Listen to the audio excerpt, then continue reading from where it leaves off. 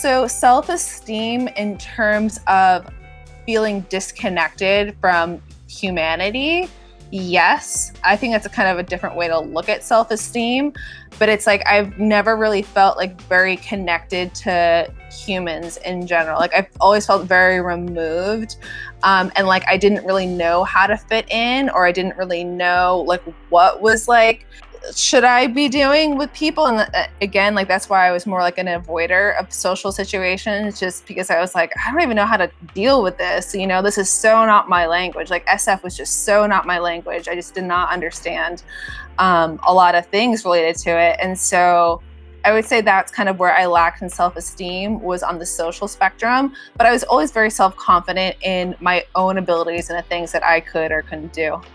I have struggled with self-esteem my entire life in a very specific sense, and that's in the relationship sense. I've always felt inadequate in relationships, like any sort of emotional and physical intimacy was inaccessible to me, that I just, that's, they're writing songs of love, but not for me. Like that was very much a belief that I had ingrained in myself and didn't choose to unlearn. But I was, the joke is that I feel like the protagonist in the Katherine Heigl movie, where she's got a great group of friends, she's killing it at work, but her love life is in the dumps. That's sort of how I've, sort of struggled with my identity and self-esteem. In a lot of contexts, I don't struggle with it at all. I don't feel like I have imposter syndrome. Those narratives and those stories have never really applied to me, in my opinion. But as soon as you needle me on intimacy, relationships, groundedness, building a home, that kind of a thing, then you're gonna see a lot of cracks in my system.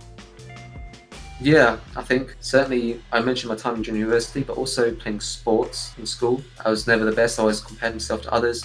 I knew there was high social value on sports. People were good at sports. So I knew I naturally wasn't good, even though I was better than most people, because most people weren't even in the game, didn't even try. So I knew I was better than most of them. But I was sort of at the bottom end of that, and it was just very like, what do these people think of me? And it's very much like, oh my God, I don't deserve to be here, so on and so forth, so much of that. So honestly, really, after I just processed all that stuff, yeah, I struggled with it a lot, especially teenage years, 15, 16, 17, so much.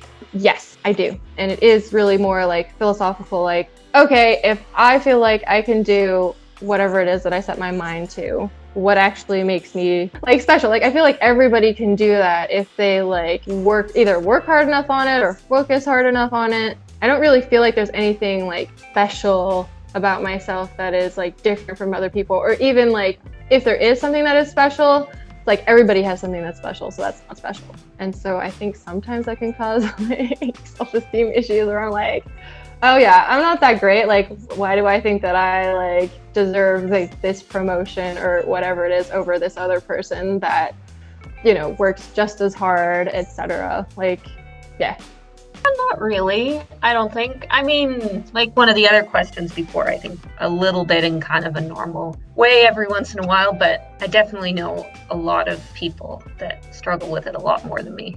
Like a lot of people, I would say. I would be maybe a bit above average on self-esteem. Maybe not a lot, but some at least. Hey, thank you guys so much for watching this hopefully awesome piece of content. I would love to hear any questions that you guys would like to see us ask future guests that comes on, regardless of the personality type. So please leave those in the comments below. Please feel free to like, subscribe, and share. And we cannot wait to see you guys in the next video. Take care.